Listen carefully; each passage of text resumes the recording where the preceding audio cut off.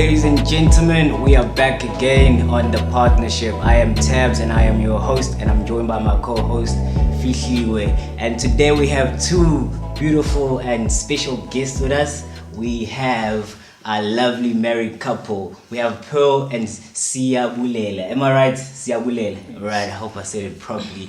And they are married couple, guys, and they're here to share a lot of wisdom with us today. And guys, can you guys tell us a bit about yourselves, a brief background, what you guys do? We'll start with you, Pearl. Cool. I'm Pearl. I lecture psychology.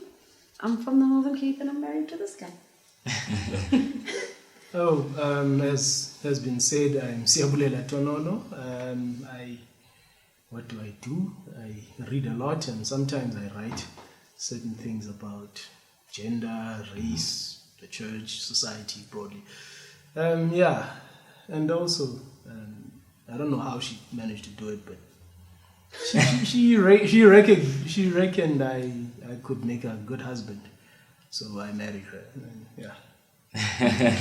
That's awesome. So, Fihliwe, what are we talking about today? What is our topic? Can you tell the masses?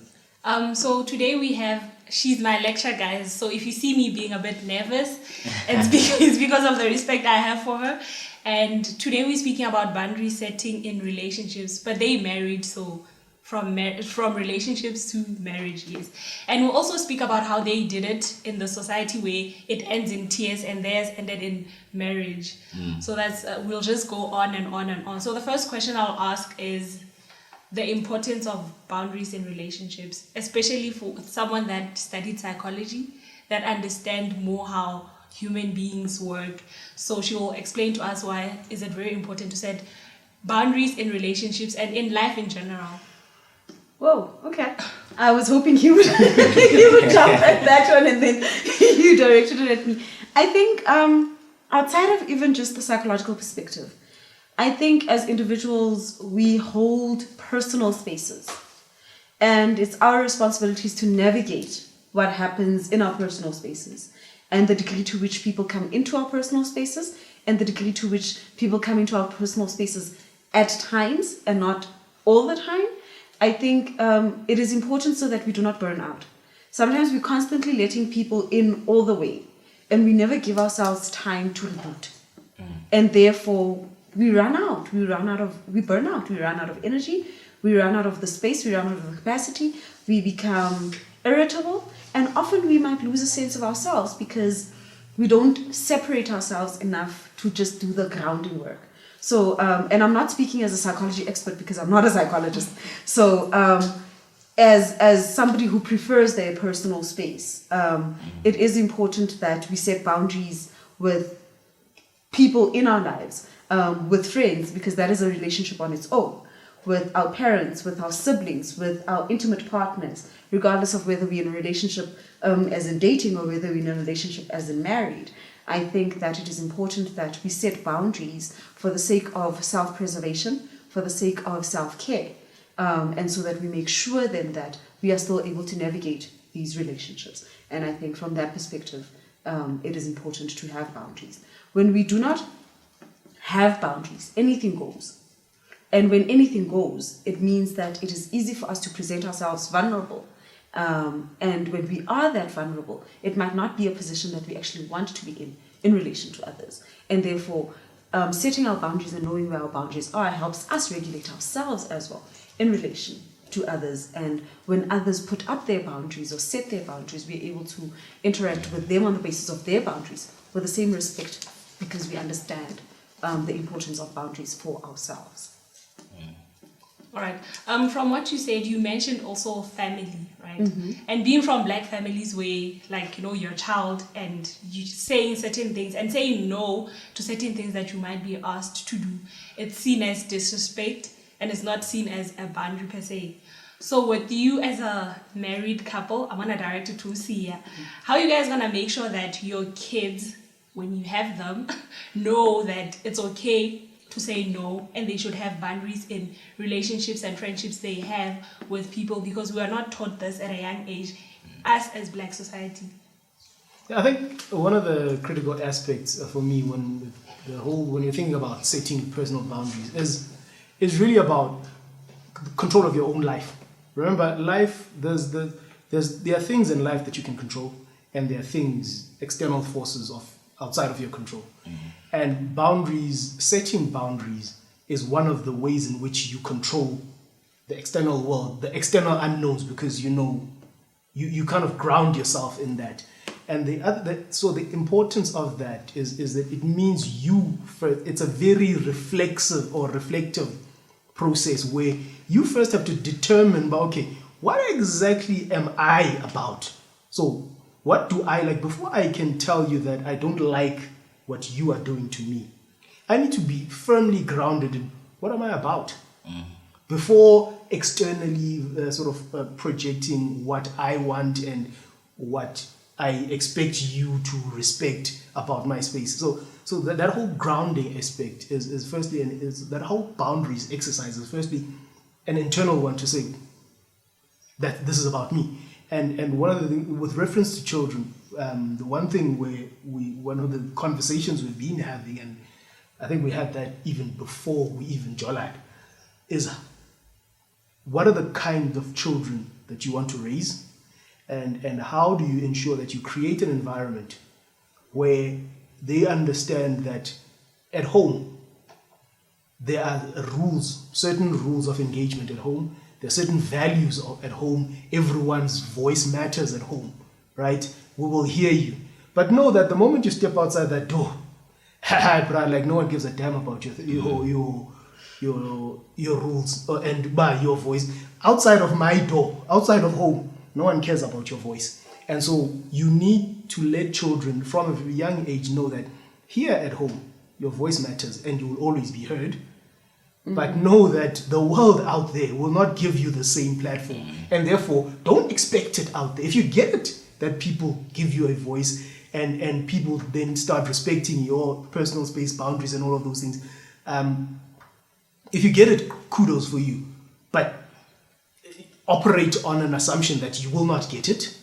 And so from a very young age, the idea is to really create an environment where children become firstly self-reflective, that okay, I want this, but why do I want this? Why do I want this now? And what are the sort of the motives behind all that are driving what I wanted to do at that moment? And so I think it's about creating that space where children feel that their voice matters, and then be able to then take it from there. Right. May I say also that I think in speaking about boundaries, that often we emphasize setting boundaries, but we don't speak about the texture, for lack of a better word, of a boundary. Setting impermeable boundaries is dangerous. Yeah. Because if you have impermeable boundaries, you do not prepare yourself for the flexibility and predictability of life. And therefore, when something happens, you're likely not to be able to adapt to it or to be able to cope with it because your boundaries are impermeable. Right? So semi-permeable boundaries tend to work better than impermeable ones. But we also don't want boundaries to be so lax that they would not exist. And I think in our conversations, we've always spoken about having an assertive child. But having an assertive child means that often we need to respect the person's no. You know, we need to respect the person saying, I'm not going to do that now. And I, with a terrible temper, I'm going to kill that child. But I think with nieces and with nephews, we've also had our chance to exercise that, to practice that, and I would like to really say that with children around us, we've managed to have it. You know, I've had parents of children say, "You are strict, but this person gets away with everything," and it's like, no, they don't get away with everything. We communicate about this thing, so the child says, and there's feedback, and the feedback is reasonable, and we are able to negotiate around it. So next time they want to do something, they know exactly where the rules lie, and therefore they are able to gamble, knowing with how flexible certain things are. And I think that is just what we want to enforce in our home, in terms of a child's voice being heard, but also a child also understanding that, wait a minute, there are some things that are just... And Sia, you mentioned earlier that it's very important for an individual to know themselves very well before they obviously get into any type of relationship. So I would like to ask a question based on that. I have a quote here from Banton Goldsmith. He's a psychiatrist, and he says basically, you are better off dating longer and seeing how someone chooses to grow rather than forcing someone to make changes that you desire. Do you guys understand that? Should I repeat that? Okay. Yeah. So my question is, according to this statement, do you think that this approach that is so norm now in society in terms of relationships, how people get into relationships, do you think it's compatible? I think great for me, my sense of where we are is that knowledge of the self and an acceptance of the fact that this self that is me sometimes even confuses the owner of the self, the person. Like I confuse myself sometimes, and there are things I don't understand about myself that I want to understand. So the self in and of itself is a constantly ever shifting thing, and you must at all times be aware of it before you can think about how you relate to others. And over and above that, so when you think about this statement, to a certain extent it's true in the sense that if you know yourself, if you give yourself the time to understand Pearl in her constantly evolving way, and trust me, it's constantly evolving, and there's a time where it's like, okay, periods are coming up and it's like another animal, you're like, I don't know who this is. On live TV. And then there are times where you're like, man, this is the person I married. So the point is, as this person evolves, now with more time, you're then able to appreciate and get a better sense of her and what she's about. And also from that point of view, you are then able to negotiate boundaries that work for you, for the both of you. So as to say, it moves then the conversation from a point of, I don't want you doing that, to Uba, tell me why you do that and what is so important to you about that space. And then I will then also tell you what is so important to me, why I say from my point of view, this is I don't like you going there, for example. So the time that you invest into that, and unfortunately, the time we invest into relationships, most of my sort of personal anecdotal evidence is that we tend to think that if it's not working out for me, we're in a cancel culture kind of vibe. It's like, I cancel you, I'm out. But the point is, Sisiwe, so cancellation and you are out. Do you understand why you are cancelling and what are the motives behind your cancellation? Why and all of those critical things, which the basis of any relationship, I think, for me, is a clear and there can never be a clear understanding of the self, because the self is constantly mutating, but it's grounded in understanding yourself. That this one I can't tolerate. That one can be, that one I like. And so for me, the key emphasis is on self before you relate with someone else. Like, dude, what's going on here? Yeah. Before you, Sorry. Before I get to you, I wanted them to check. Then actually ask is that the statement does say at the end that most people do make changes. Let's say, for instance, you saw Pearl before you guys started like dating. You saw potential, but you saw things that you didn't like. But then you saw, okay, the good is weighing the bad. I mean, the good is outweighing the bad, so you can go for this. And obviously you saw there's certain things I can change. Obviously not everyone has that mentality, but most people do. I'm saying then, is that actually something that we should get stuck to more often? My issue is with that one, man, is just again reference to the self. Yeah. Like I know myself. Like there are things that I wanted to change about myself that I have failed at that. One of them is my mukaba and that situation. It's a long, complex relationship with Virgin Active and all those.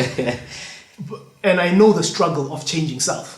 And because I know the struggle of changing self, I'm not in my entrance into any relationship is not about you need to change yourself. Because I know that once you flip the script on me and say, now you need to change this, it's going to be difficult. So generally my stance is like, dude, I'm too complex to try and change myself. Who am I to ask someone else that they must change who they are, which is a struggle for me. If so, again, can you see how when I say it goes back to self? It comes back. It in as much as it seems out there, but it starts here. No, I just wanted to say, at the risk of seeing like you're perpetuating a Begazela mentality, with we opt out easily. Perhaps true, of course. Yeah, because I know that it isn't your stance, but to somebody who's listening, who may think it may seem like you saying, bruh, if it's not working, chill there until you figure out why it's not working and reasoning it. And so I thought you wanted to clarify that you're not necessarily staying perpetually when psychologically, emotionally, physically, financially, or whatever, it is not really working out. And even if you're not necessarily able to define it in rich vocabulary, you might still have a legitimate reason to leave. Yeah. That which and I know that's why I married her, because sometimes she feels like, hey, dude, there are things I know about you that you said that. See? And Pearl, what's your take on that statement that I read out? I think life is complex, and I think the moment that we acknowledge that we grow in different situations. Right? The most short-term relationship might teach you the world about yourself. And so I think when we say stay long with the person, I'm not sure if we're going to quantify it by chronological time necessarily. Because you can stay with somebody for 6 years and learn bugger nothing about yourself and grow zilch. And then you can be with somebody for 2 weeks and feel like your entire world has expanded. So I think perhaps we must also look at the notion of time and what's staying with a person within me, right? But I think that, for example, in my personal experience, I have a relationship that lasted, 3 months? and I know that when I started this relationship, some of the boundaries I set here were as a result of what I learned there. You know, some of my reasons why I spent some time doing courtship was because I felt like, I got to be So some essential things that I really thought were important. And then when I entered a relationship, I was like, they're not as important as you made them out to be. Turned out to be important.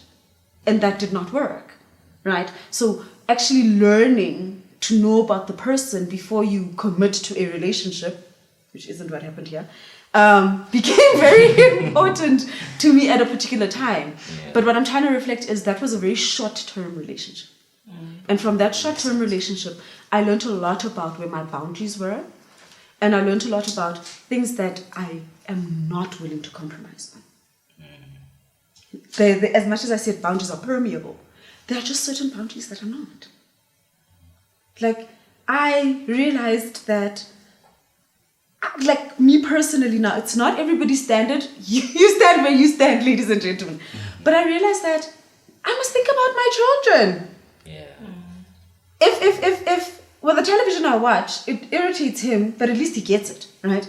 With the television I watch, if I have to explain to you what's going on every 2 seconds and what the idioms were and whatever was there, it's problematic because who's going to help my children with homework when I'm not there? It's something small, but it became something big. It became important to me. It became something that really flared up in a way that I was like, no, but these are the kind of children you want. This is the kind of home environment you want. is it really going to happen here? And because when you date somebody, you invest emotion, you invest time, you invest so much of yourself. Getting out of a relationship is a lot of emotional work. And then I just told myself, like, as far as I can, I'm not doing this to myself. I didn't have a specific list of must be tall, must be this, must be educated. But there were just, yes, you did. but there were just some things about values and about communication and concept of God. Not God. I've dated Christians before, it didn't work. Concept, who do you say God is? And that was very important to me. It was important to me that we understood the notion of God in similar ways. Because in my past experiences, taking for granted that we were both Christian did not work out. Right? So what I'm trying to say is, I have learned from my short-term relationships and I have grown. I have learned from my long-term relationships and I have grown. What I will say is, when you are open to learning, when you are open to growing, regardless of the term of relationship, regardless of the nature of relationship, even if it is the stranger in the taxi and you're having a 5-minute conversation with, some learning, some growth, some development is bound to happen. And that's my personal opinion. I like that statement. From what you mentioned about growth, right? We know that human beings are constantly evolving. And now people end up like breaking up because we grew apart. So how are you guys making sure that you avoid the whole growing apart thing? Because I can see that you guys are constantly evolving. From the conversation we had, you are doing your 4th degree, and he's always reading. So sometimes you end up realizing that, this person is becoming different from who I met before. So how are you guys making sure that you stay in love with each other regardless of the changes? And what do we do? I'm just like, is there something we do? I think is that question in the question mark going I think what we did in the first year of our relationship is what we try to continue to do. The one thing we promised each other in our first year of relationship was to just be. To be real, to be our most genuine selves. So I brought out all shots, he brought out all shots, right? And since we know the deepest shots, and we still decided to get married after those shots, now it is a matter of embracing, learning, and growing together. We're two different people, and we are vastly different. Some wise man said that I'm staccato and he is flow, right? So I'm that person. We need to be by 50 at 11. So we're going to leave the house at this time. We're going to get there at which means we need to have woken up at and then we need to have ironed at and then we need to have had breakfast at and then we need to comb our hair at right? I'm that person. I'm staccato. I'm on the beat of time. My husband is... We'll get there. And when we get there... We'll be there. All the stuff in the middle of what needs to happen before we can get there. And see, the choices, you will also realize, okay, so we're getting there. What does making a bed have to do with us getting there? And I'm just like, no, but it's part of routine. You see, so there are things that, the target is to get there. And because the target is to get there, for me, certain things are not part of, they are immaterial to the journey. They are immaterial to the end goal. And therefore, I'm very much, my demeanor is like, it's not important to the journey.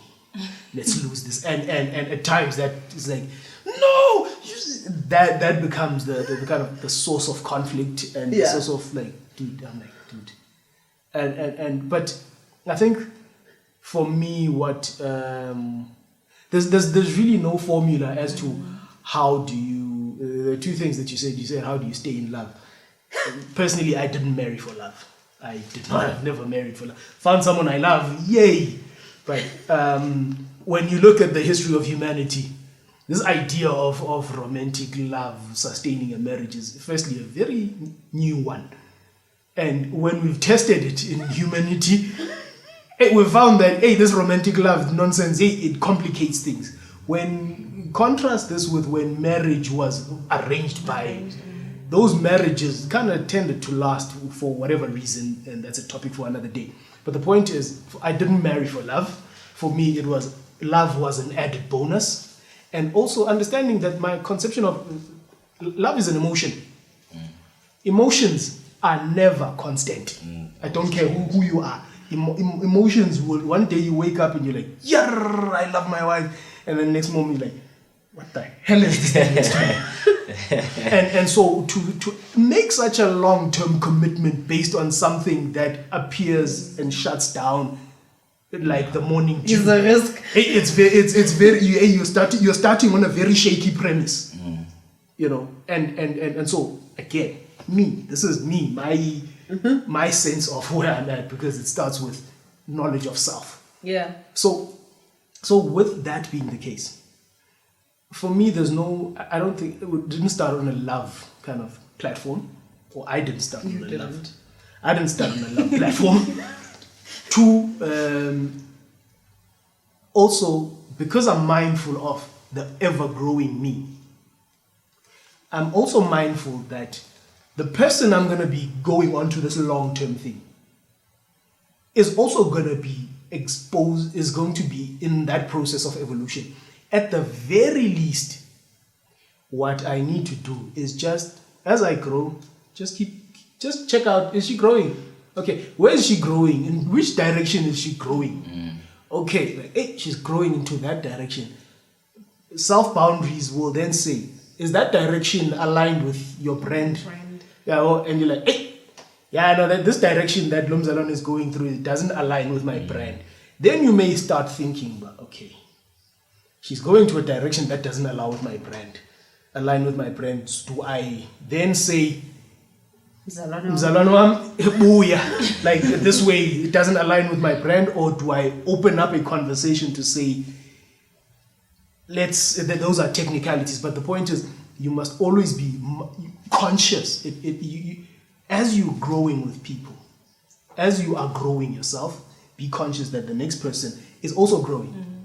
And I think the beauty of any relationship is to, you know how Facebook gives you memories from like 10 years ago, for those of us who had Facebook 10 years ago, and you look at this thing and you're like, this was me.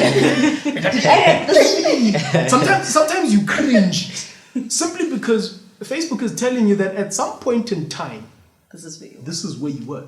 And it's a beautiful thing when you can look back at with someone and say, yeah, Chief, remember when you were like that? and it's like, yes, that don't remind me about it. So the point is, don't try and negotiate, don't try and control the process of growing together. Just know that there's a process of growth. Keep check on it, keep tabs on it, that it doesn't take you into different directions that you don't align with.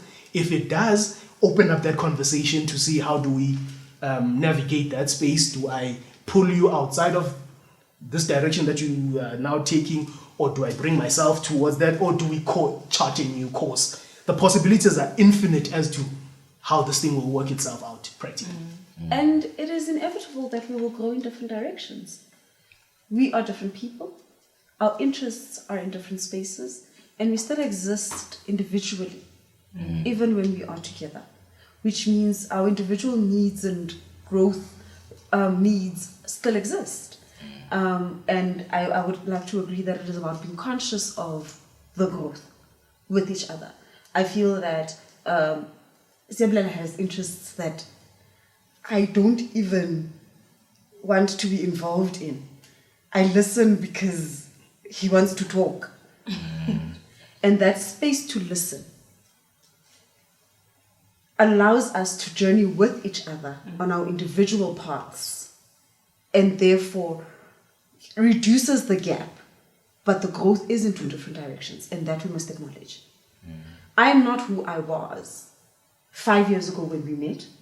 I'm not who I was when we started dating eventually. I'm not who I was when we got married last year. I'm not the same person. I have not necessarily grown with him in my development or in my change or in my evolution. But I'd like to believe that I brought him on the journey with me in my growth. But it doesn't mean that he's on my bandwagon. He has his own growth path, and he has invited me into his growth path. And therefore, as we keep inviting each other to, hey brah, I'm reading I write what I like again, and you, Shelapa, go perpetual adolescence, and I'm thinking to myself, hey, do you get what I'm saying? It is my process of growth. He's had his own, perhaps with the same literature, or not with the same literature. And growth is not just about literature and that, you know. It's about, Umhlobo had an operation, and from that, this is how I'm processing it, and this is how it is changing who I am. I had the flu, and do you get what I'm saying? And it's about inviting him into my process of thinking, of feeling, of understanding, and even though I sometimes don't know how I changed, just acknowledging that I don't think I'll be the same after this means that we keep reinviting each other into each other's journeys. So when our paths do go in different directions, at least they are parallel. And I think that's something we try to do. It's not conscious. It's not a, let's sit down and reflect on the past week. It would be my preference. That's why I started with the whole staccato and flow thing. Because I wanted to say, sometimes I want to schedule time to talk. But, yeah. Time for talking. Like, I'm enjoying my day. There's like some situation going on there by Twitter, which I find funny. And now you want me to drop this and then, okay, tonight at 8 o'clock, can we talk? And then it's just like, I'm very too, like, tonight at 8, let's talk. Like, why aren't we talking? But we learn about each other even through that, and we learn to navigate having conversation in these two very distinct worlds, because we are very different people. We do things very differently, and it's about negotiating. I don't like it when you cook papa njala, and then he's like, do you guy? You know? And then he's like, I don't like it when you cook papa njala. I'm like, you know, but yeah, there's it may work for some people to really like set aside some time, but it doesn't work for all people. And I think each relationship has its own dynamics, and it is about each relationship working out on the two people who are in it, and then on the relationship dynamics themselves, and then figuring out what works for them. Siyabulela always says love is a choice and love is energy. So you choose to be there, you choose to love, and you choose to emit the energy. And when it is not there anymore, it is not there anymore. But you can choose to sustain it. And I think given whatever the relationship gives you or does not give you, it still becomes an individual choice on rekindling it and keeping it there. We have so much to say, but time is against us.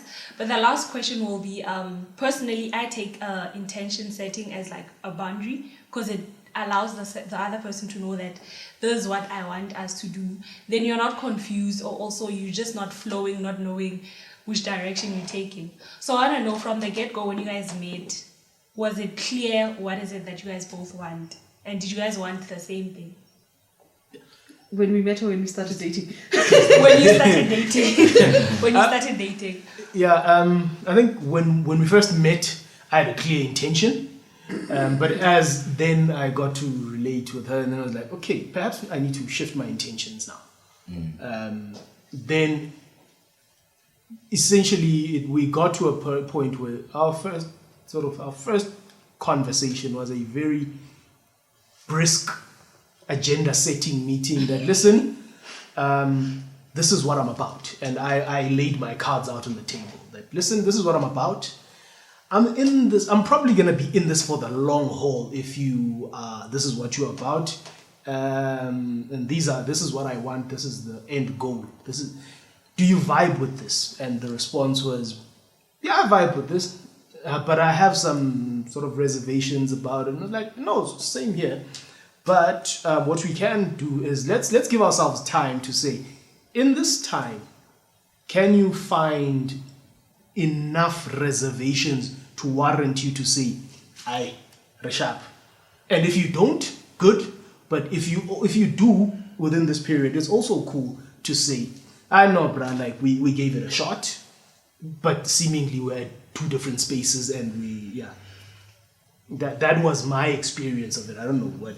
Yeah, I feel like day one, I think our relationship started from what could have been termed a conversation on boundary setting, although its initial intention was not.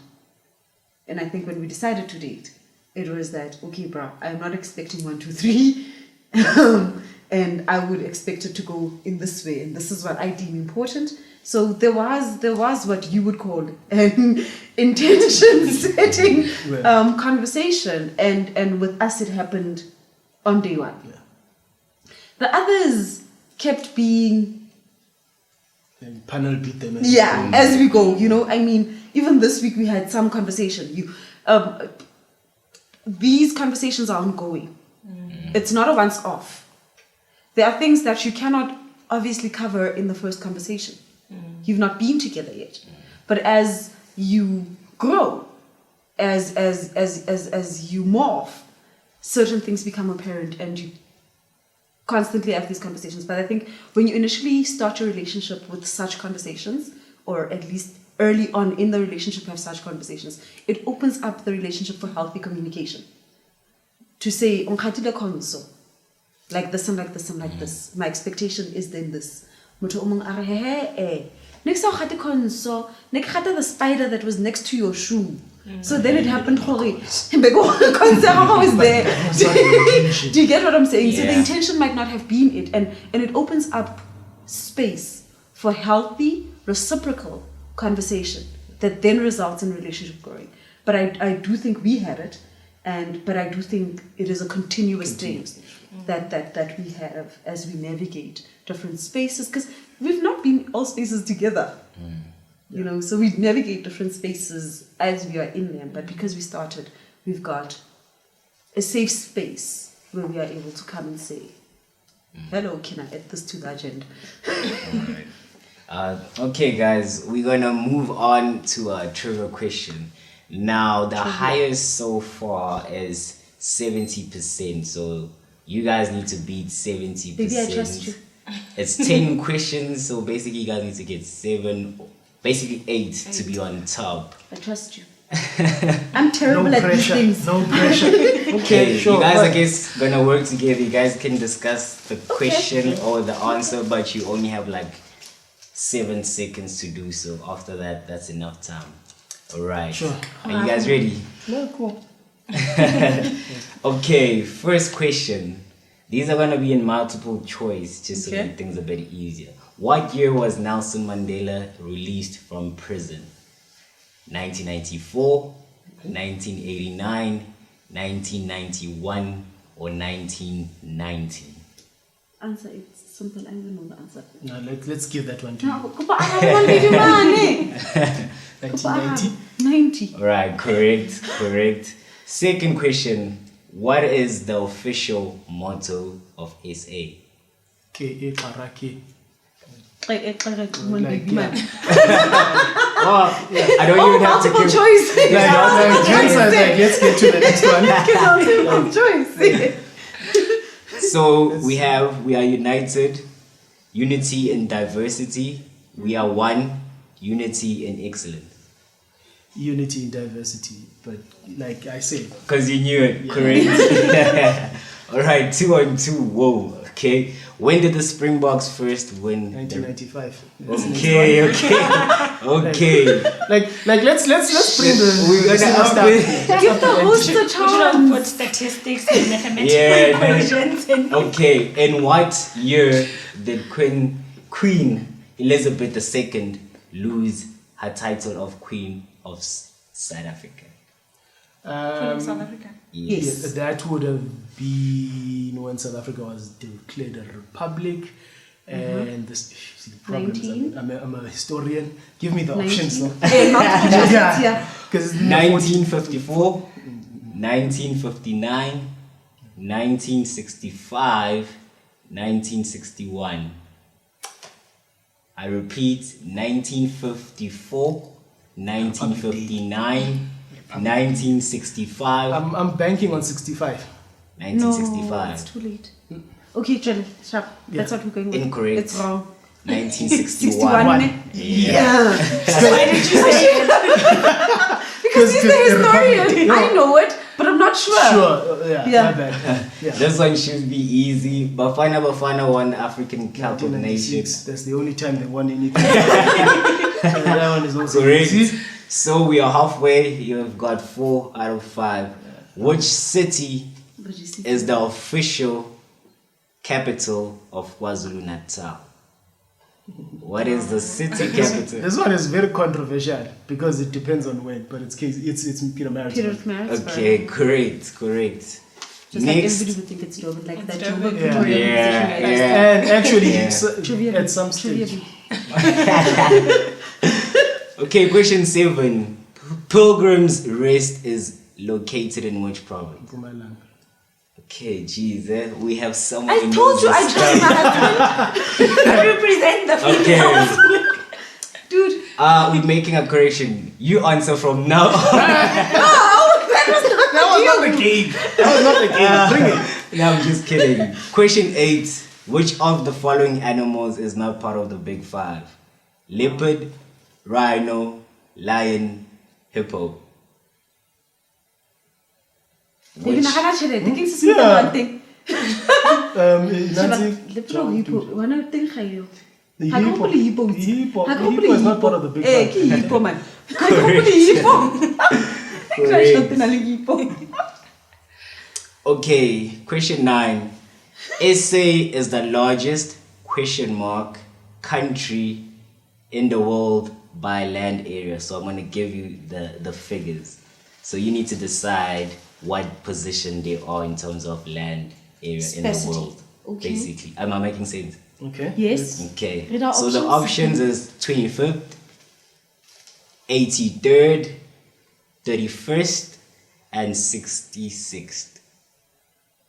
Mokgata koto.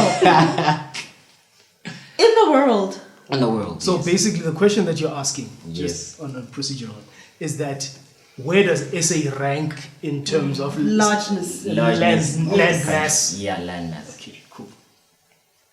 Hemo na wing it. The options are 25th, 83, 31, and 66. I'm leaning on Baba 31 because I mean we're pretty We're massive. pretty big. We're pretty now massive. I'm looking at the continent itself and how big we are, like Yeah. across the continent. Land mass, we're pretty big. And then I'm looking at those states, South America, Yeah. Ghana, Yeah. Babo. I'm winging. I'm more willing Wing to it, big. like Boma Wing it. 31 there. Wing it. I think 31. Incorrect. 25th. Oh, snap, we're bigger. How many now? You guys- We lost No, two. we lost No, two. you got two. So if we Yeah. don't get this one, we'll be tied with whoever is on the Yeah. record. However, I'm disappointed because I was going for 100%. But Well, actually 61. Historia. The last question. I'm not infallible. We bring it local. Brenda Fassie Mogat. released Weekend Special in which year? I wasn't born. How the hell am I supposed to know? Like that rainbow. Yes, you were born. The options are 2003, 2005, 2006, and 2008. Weekend special. I'm going Yes. for 3. Wait. You're saying weekend special? Yes. Give me that. Don't come Yes. round. All your options are wrong. Baby, money. Are you sure? I'm pretty certain. You don't. Those. Show my video at the, you know? Okay, give those options again. 2003, 2008, 2003, 2005, 2006. Now I'm saying 2003 because it is the oldest date there. There. And High Sali Weekend Specially. It can't be 2005. It's impossible. Possible. Oh, yeah, it's impossible. Anything after that, it's impossible. The Because I'm earlier- not 2003. Correct. Well, And I'm with you here. I think Weekend Special is before we were born. We were born, But bruh. now this is the closest to when we were And born. you probably Googled that shit and Google gave you the release the of release Google of News the on music official one, yeah. Yeah. of how this thing got virtual. But the point is, this is Tembe and I was dancing to Weekend Weekend Special. Special. Like, Now I understand, but that's just according to Time obviously this that you guys got 8 out of 10, which is 80%. Oh, you said that's 61. I'm gonna come back here. I'm coming back here. I'm not here for talk. I just want my 100%. So then we must have a new quiz, and then we must. Yeah. You must. Up the ante, guys. Like, you can't be giving us like 5th grade biology. But you can't say that if you didn't get 100%. Fair enough. I'm on 80%. I can brag. Distinction. But well done, guys, and that's obviously ranks you guys as the best out of all the interviews we've had. So congrats, and thank you so much. Thank you so much for pulling through and sharing so much wisdom for the people out there. And like, to conclude, what can you guys just in general just say to the masses out there about relationships, marriage, and for us to just get past this hurdle of things are just ending in tears, and let's just be a bit positive about relationships. Doesn't even mean like like in terms of marriage, just relationships as norm. So Be authentic. Be true to yourself. Be you. It doesn't help somebody loves you for who you are not, and then later finds out who you are and resents you. Be you. If a friendship doesn't work, if a relationship doesn't work, you were your truest self. And I'm not saying push away people and say, oh, this is who I am. But I'm saying the best you can be is your authentic self, and be loved or not for your true self. That which she said, plus do the dirty work of finding those parts of yourself that scare you. As you grow, as whatever, first understand there are those things that scare you about yourself. Spend some time in that zone that makes of yourself that makes you uncomfortable about yourself before you can even try and think about inviting anyone into your world. That would be my sense, my parting shots, over and above what she said. So don't take my parting shots in isolation from what she said. Thank you so much, guys, and all the best for your future plans and endeavors. And thank you again for coming through and sharing so much wisdom with us. We really appreciate it, and we definitely learned a lot.